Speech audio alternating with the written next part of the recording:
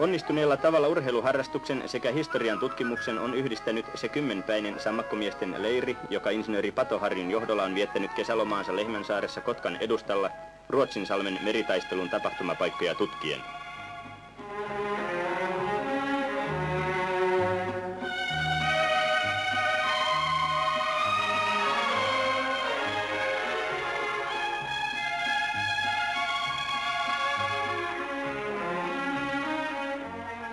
Tutkimusten tuloksena onkin merenpohjasta löytynyt koko joukko historiallisia esineitä, kuten tykinkuulia ja vanhojen laivojen osia.